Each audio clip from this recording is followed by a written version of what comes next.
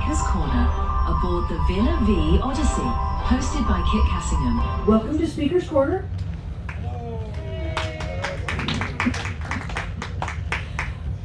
You may remember that Robert Schick is an archaeologist and historian, and he talked about the late Roman through modern periods of Jordan, Israel / Palestine before. He's going to do it again. If I can stand up, that'd be better. This time he's going to specifically address some mosaic floors that have images of living beings, and they have been deliberately defaced. And he's going to talk to us about why.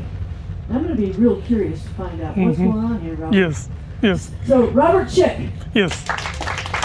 So thanks for coming. And this will be the continuation of my discussing what happens to the Christians in the area of the modern day countries of Jordan and Israel after the Muslim conquests in the early 7th century AD, which has been the focus of my research over the years. And for those of you who are at my first talk in November may remember that I ended with this mosaic floor, leaving it open for my talk tonight. Just what is going on with this odd mosaic floor that has random body parts of a bull in it. You have the hind legs, the front hooves, the tail of an ox next to this sort of funky looking tree, and just what is going on. Well, we know it's a bull because the Greek inscription at the top is a verse from the Bible, from the book of Isaiah, where the image of paradise is described as a time when the lion and the bull will lie down and eat grass together. In paradise, you don't have predator and prey. You have all the animals peaceably existing with each other, and even the lions are going to be peaceable and, eat grass like the bulls do. So we have a bull here, and there would have been a lion off on the side, now destroyed. But at some point, somebody decided that it was not appropriate to have a bull in this mosaic. So they remove the bulk of the body of the bull, which would have been here, and replace it with a tree and an amphora and these vine scrolls. So originally there had been a body of a bull complete there. It's been replaced because somebody doesn't think it's appropriate to have a bull in this mosaic floor. Okay, well, having mosaic floors with people and various animals is a common feature of churches in the early centuries throughout the Eastern Mediterranean, and especially in the region I'm talking about of modern day Israel, Jordan. And this is a typical, very lovely, aesthetically pleasing mosaic of depictions of exotic animals, exotic people, and, well, the people choose to have this sort of display in their churches. Other churches will have rows of circle vignettes formed by these vine scrolls, make circles with various types of animals, birds, fish, mammals, whatever. And so this is very, very common. Most churches will have some mosaic floor like this with lots of images in them. But then at some point, more or less in the early to mid 8th century, people decide it is no longer appropriate to have images of living beings. And so they end up disguising the images in this way.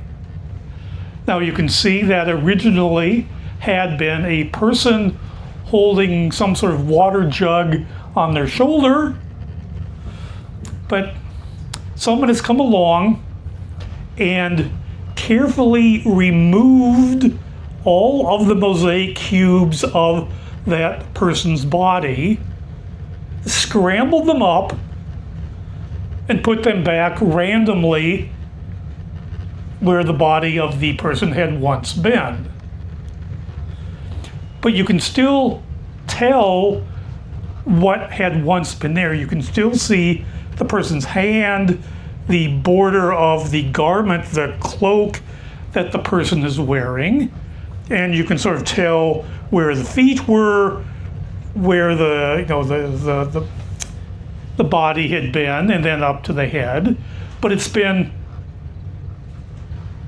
changed into a kind of funny looking plant.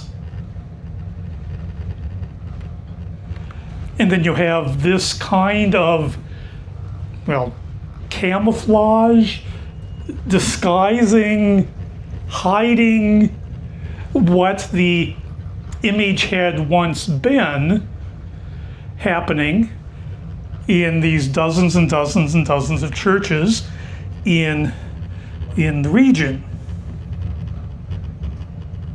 Just another example here. There once had been the depiction of a bird here that has all of its cubes carefully removed, scrambled up, and then put back in place. Now, the people who are doing this are devoting a lot of effort into the removal of these now offensive depictions of living animals and people. If they didn't want, for some reason, whatever the reason is, why they don't want to have animals and people, all they had to do was put a plaster floor on top of the mosaic floor and would have finished very quickly, getting rid of the now undesirable images. But they choose to devote the time and effort to remove just the cubes of the living animals and people and scramble them up and put them back in place, because they're interested in keeping the mosaic floor visible in their churches. They want to have these lovely church mosaics visible and usable. Someone has come and carefully removed the cubes of the animal, scrambled the cubes up, and put them back in place. And so this is happening at dozens and dozens of church buildings in the area, with virtually complete removal of the offending images. So the questions we need to ask are just what is the damage that the people are doing, and what's the geographical area in which this destruction of images happens, when did it happen, and who did the damage, and then the key question, why? Okay, so I will be talking about the modern day countries of Jordan and Israel, where we've got some 83 church mosaic floors where this scrambling up of the mosaic cubes and the images takes place. About 3/4 in what is modern day northern Jordan, and then the smaller cluster in the region around the city of Jerusalem, but nowhere else. There's one example way far north in Syria, but otherwise nowhere else in the Eastern Mediterranean is there a single example of this happening. Not in Syria, except for that one example, not Lebanon, not Iraq, not Iran, farther points east, not Egypt, North Africa, Turkey, Cyprus, Greece, Western Europe, not a single example other than these right here. And so the first one question, why just there? What's so special that restricts the scrambling of images just to this small region? And that's the thing I haven't figured out. Other questions I can say, but why? What's so special about just here? Well, we'll continue. The most spectacular example of this thorough scrambling up of cubes of the images of living beings comes in one church in central Jordan at a site called Asas, the Church of St. Stephen. It's now a UNESCO World Heritage Site because the mosaics are so spectacular here. The mosaic was laid in the year 718 AD, which is about 80 some years after the Muslim conquest. The Christians are still in a position where they can produce such an exuberant mosaic floor. This is the best mosaic floor laid after the Muslim conquest. But you can see every single image of a person, animal of any sort has all been deliberately scrambled up. And there's about 200 images in the central part of the nave with these vine scrolls forming the circles with an animal in each one. In the scenes of the Nile River, in this black band with all the various, river scenes there. And then there's also images in the north and south aisle where you have a geometric pattern that's forming little squares with an animal in each one. And every single mosaic animal has been scrambled up. So it's completely thorough in this mosaic floor. And that's another view of the people at the east end of the church. These appear to be people identifiable by name by these inscriptions. They seem to be patrons or donors who have contributed the money for getting this mosaic laid, so they get themselves memorialized by having themselves depicted in this part of the church, and then someone has come along and scrambled up their cubes, putting in some cases some geometric patterns to make it look more attractive, and others just putting the cubes in, more or less randomly. And then just one more example of these little vignettes with a single animal in the aisles in these square frames. This is once again a bird. You can see the intact hind foot there, and then the main part of the body. But the tail feathers, the head have all been scrambled up. Well, so this is the case where every single image has been scrambled up, except one. in the north aisle, just sort of randomly placed in the north aisle, is this depiction of a fish, which has not been damaged. And that's a puzzle. Why not do that one as well? The only explanation I can think of is that it is a dead fish. All the other depictions are of living animals or living people.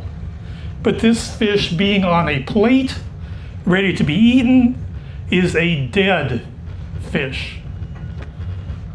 So that's bringing up one aspect of what's the problem with having images of living beings. There's an idea that living beings have a breath of life in them. And if you are depicting a living being, you're sort of blasphemously imitating the creative act of God's creating. And so that you can't do that as a human being. It's blasphemy for you to be pretending that you're God by artistically depicting images of living beings. That's one strain of thought that looks like it's helping to account for why this is happening. But a fish is dead. It no longer has the breath of life in it, so it's okay to depict it. And then there's this bizarre depiction of, well, some naked boys in a boat in the Nile River, but there's a fish in the patch put in there by the people who are scrambling up the cubes of the living beings. Why on earth, if you're wanting to get rid of living beings, do you put a fish in your patch? This bugged me for a very long time before I finally figured out what is going on. And there's another mosaic found a few years after this one that better demonstrates just what's going on with this odd fish. And I'll then delay explaining that for towards the end of my presentation. But there is this weird fish there. Okay, well, another example of a mosaic floor where all of the images have been removed here. The cubes have all been taken away, leaving just the bedding layer exposed. Here the cubes are not put back in place, but every single animal of these rows of exotic animals and peoples have been eliminated. Now, next door, about 20 meters away from the last church, is this mosaic floor, which you can see has not been damaged by this deliberate scrambling up of the cubes. This building has its mosaic floor still preserved. The building itself burned down. You can see this blackening, which is a reflection of the thick ash deposit on top of the mosaic floor caused by the building burning down. And so this building is known as the Burnt Palace because of the fire that destroyed it at some point. But the mosaic floor is still there with the images undamaged. So why does one mosaic in the church get all the images scrambled up, but this mosaic 20 meters away is left? Well, this is a secular building. There are no cases of a secular building having its images scrambled up. It's something that happens in churches. So there's some sort of religious connection for churches. That does not apply to palaces, other secular residences. Okay, well, just another example. We have this church with the date in its mosaic floor dating to 687, one of a number of churches that are still being built after the Muslim conquest of the 630s. Christians are still happy to continue constructing churches even after the Muslims take over. And so we have here the personification of the earth. That's what those Greek letters up on top say, hage, the earth. So this is a personification that has its head, upper body, and arms. The cubes are all removed. In this case, there's a layer of plaster that's put in sort of smooth off the surface where the cubes had once been. And then next to this we have a peacock with just a minimal amount of work being done to make this image no longer problem. You remove the head and the bottom parts of the two legs, leaving most of the body intact. And here again, the cubes aren't put back in, but there would have been some way of just keeping the cubes of the rest of the mosaic intact as just the minimalist effort to make this not a problem anymore. Well, so then there are, 83 mosaics like this around. I'm not going to show you every single one, but just another interesting one where there's some artistic effort being made with this one. It's black and white. This was discovered in the 1930s. It's destroyed, so there's no color photographs of this one. And can you figure out what this is? This had once been a lion. You can see the hind legs, the front legs, the tail, and the head would have been here. Here's the line of the belly there, and we can't really make the head out clearly, but this had once been a lion turned into flowers with some artistic sensitivity, doing it so well that it's kind of nice having this lion here. And so that's been coming back to our original mosaic. Having seen these other examples, maybe you can now better imagine just what had happened. There's a question? Or you're just exercising your arm? Okay, well, you can see, right here is the dividing line between the original tree and what's put in by the person putting in the new images where the body of the bull had once been there. There's the dividing line. And you can, if you look at this very carefully, you can sort of see just where the line is of the cubes that are original and the cubes that were added with the body being in here. Now this image is of the one that has the most effort put in to making the image look aesthetically attractive when they're done. And so this one would have taken, the mosaicist quite some effort to do this so nicely. And so something like this is a clear indication that it is the Christians themselves who are doing this scrambling of the cubes. I mean, who else other than the people worshiping in this church would want to expend this much effort into getting rid of the image, but in a way that leaves an aesthetically attractive mosaic in its place. No vandal would want to devote the effort. So it is clearly, from these examples, it is the Christians themselves who are doing this.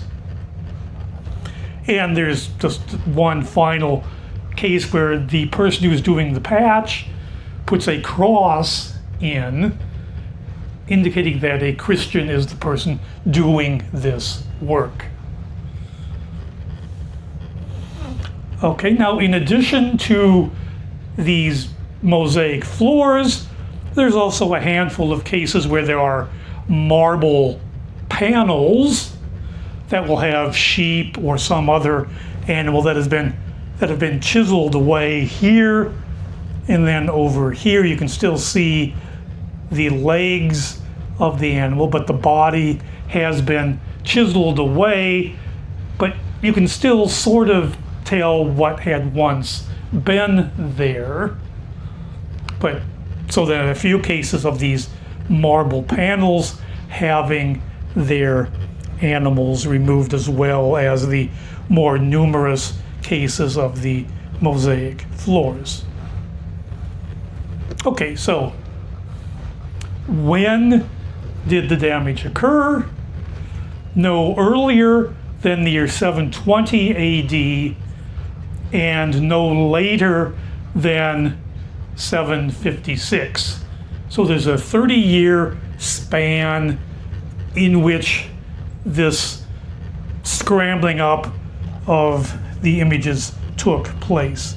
And we have here, going back to the Oumar mosaic, dedicated in 718, and then that mosaic with the bull that's replaced by the tree in 719, 720 are the last two dated mosaics that you can assign the date of the destruction happening after the dedication date of the mosaic of the mosaic floor.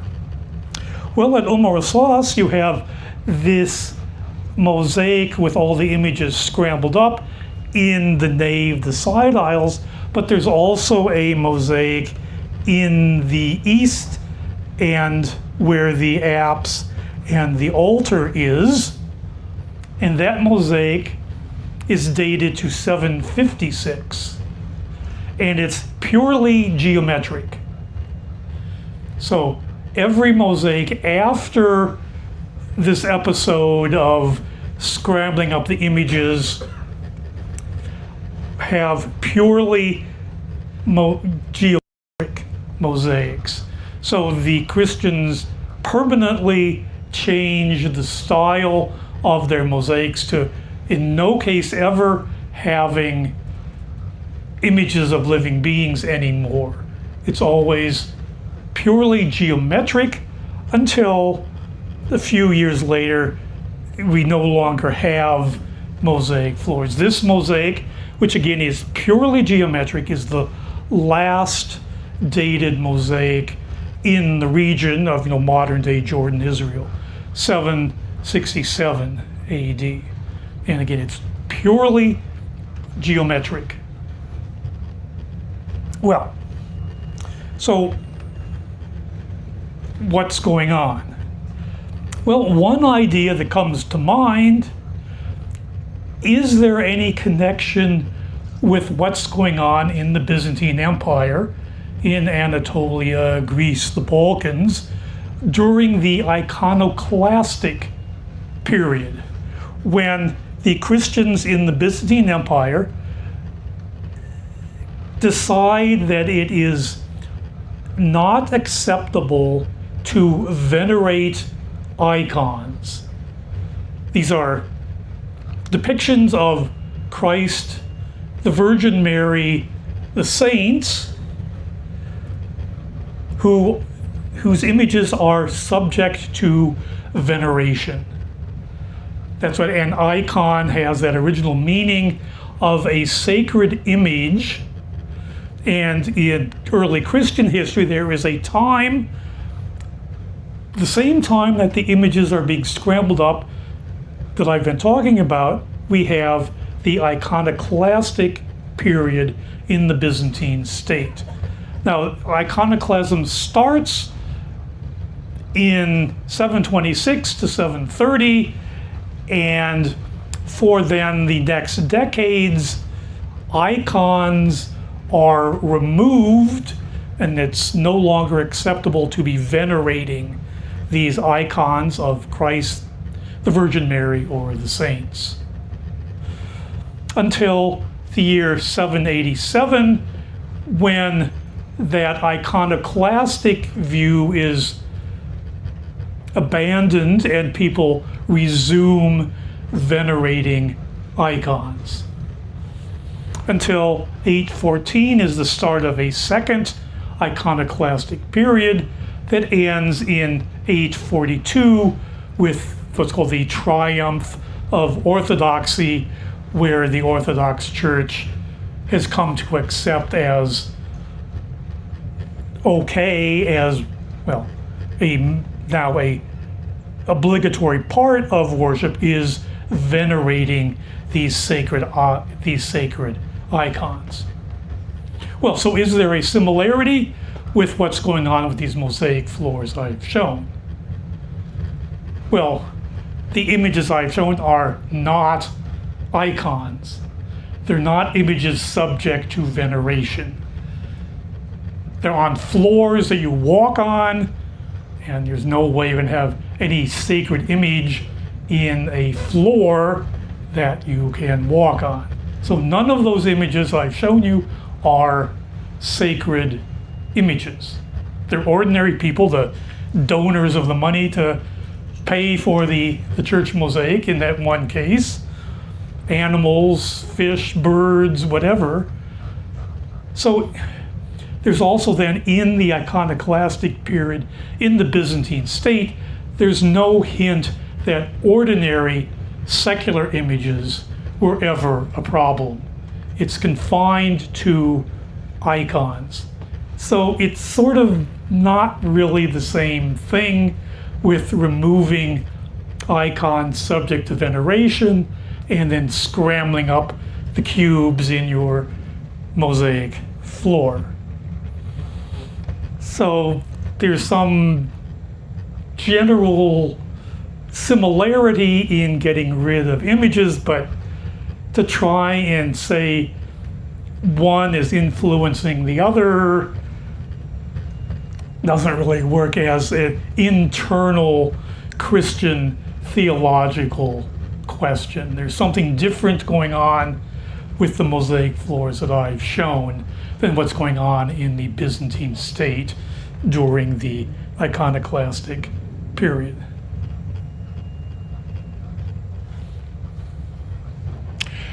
Okay, so, well, there's not only Christians around, there's also a remnant Jewish community with, well, dozens of synagogues still in use, concentrated in eastern Galilee and the Golan Heights, and they have mosaic floors as well. This is one of the more interesting synagogue mosaics with the depiction of a zodiac and Helios, the sun god, driving his 4-horse chariot across the sky. And what this has to do with Judaism is a question, but you've got these interesting mosaics in synagogues as well from the 5th, 6th centuries into the early Islamic period. But as you can see, this one did not have its images ever scrambled up, but there is one synagogue with images that were scrambled up at a synagogue called Susia in southern Israel, where you have that same removal of the cubes in the offensive depiction of this animal. In this case, it's not the same cubes being put back in place, but at least with this part of the body, it looks pretty clear that this is a deliberate removal to get rid of the offensive animal in this mosaic floor. Okay, so if Jews are doing it as well, that again points to it not really being an internal Christian question. Because why would Jews be following their Christian neighbors who are doing, if they're doing it for an internal Christian theological reason? And that brings us up to the view that Muslims had for artistic depictions of living beings. The idea that living beings have this breath of life, and if you as an artist try to depict something, some animal, whatever, with the breath of life, this is blasphemous imitation of God's creative, abilities. And so the damage in these mosaic floors is actually closely matching an Islamic view of images, not a Christian or Jewish view of images. It's a Muslim view of images that is being manifested in the removal of these images. So what's the occasion for a Muslim view of images being adopted by Christians and Jews in the region? Well, there is one historical account, essentially one sentence in a early Islamic historical account that refers to the Caliph Yazid II, who was the caliph from 720 to 724, issues an edict that all images of living beings in the caliphate are to be destroyed. So we do have this very brief historical account that looks like it's what is accounting for this phenomenon of these mosaic floors having all their images scrambled up. That some government official arrives in the village or town and says, well, here's the edict of Yazid, you guys better get rid of your images or we'll do it for you. And so the Christians get together and decide to scramble up their own images to prevent them, the Muslim authorities, from destroying the mosaic floors themselves. That's what it looks to me that's what's happening. Now, that's not so definite. Well, there are questions. Muslims like images of living beings. This is perhaps one of the most famous early Islamic mosaics from a palace in Jericho that's being sponsored by a member of the royal family of the ruling Umayyad dynasty in Damascus. He builds himself this lavish palace in Jericho, and this is one of the images with this tree and the lion attacking the animals there. So this again is a secular palace. You'll never have images in a mosque, but there are plenty of examples of Muslims happily having images in secular settings. Well, but then just a few years ago, there was an excavation at another palace built under the auspices of the caliphs in Damascus at a site called Sinabra, where there's this lavish palace. It's at the south end of the Sea of Galilee, where it had images that have been scrambled up the same way the images in these churches are scrambled up. Now, these photographs are really quite poor, but if you know what you're seeing, you've got the row of scrambled up cubes there and scrambled up mosaic cubes there where there had once been images.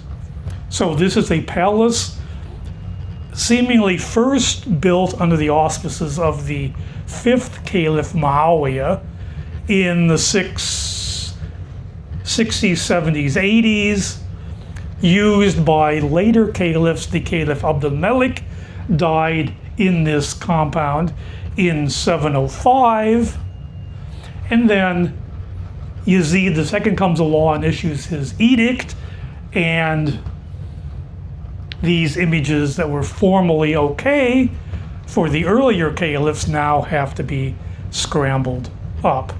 So if Muslims are now scrambling up the images in their mosaics, that pretty much clinches the idea that this is in fact a Muslim view of images that is being implemented, with the Christian churches being ordered to do this, and they choose then to do it rather than having it done for them.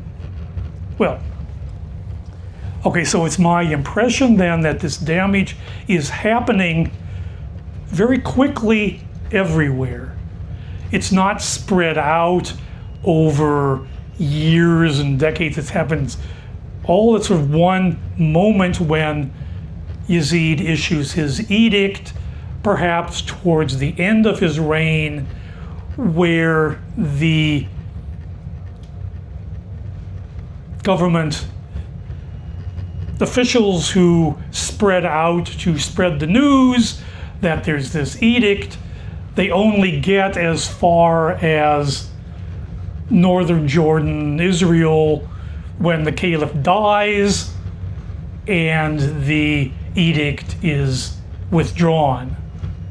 And so it's only that limited area that the damage happens because of bureaucratic inefficiency in the brief time after the caliph issues the edict and his death when the edict is withdrawn. So that's one possible explanation why that damage is in such a restricted geographical area, because they don't have time before the caliph dies to spread the news everywhere.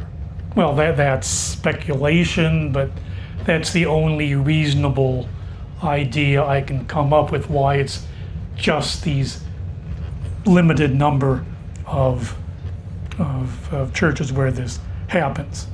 Well, to finish up then, after this wave of destruction passes and has left all of these images scrambled up, we have a small monastery in Jordan where the mosaic floor has its images scrambled up like all the others, and then there's a fire that destroys the building, and you can see the blackened areas of the mosaic floor where the heat has disfigured the floor.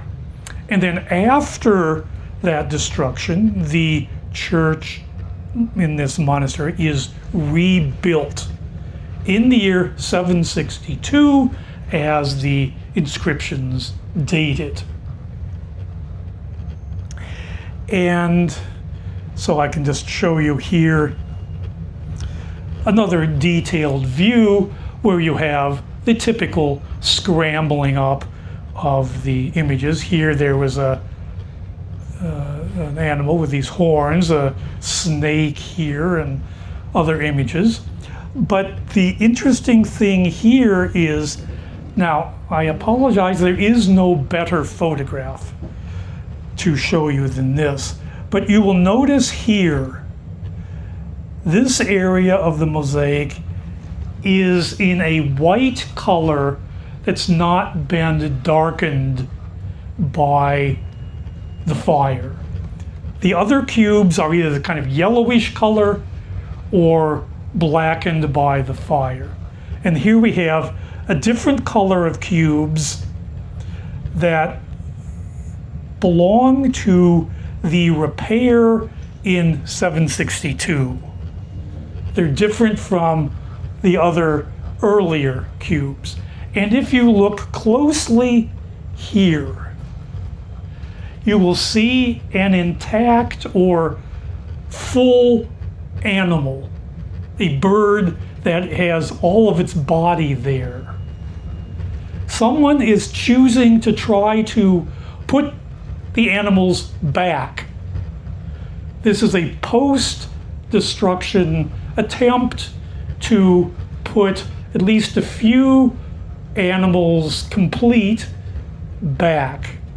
You have also a phoenix that is complete. They've redone the body of the phoenix, so it's now an intact, complete animal.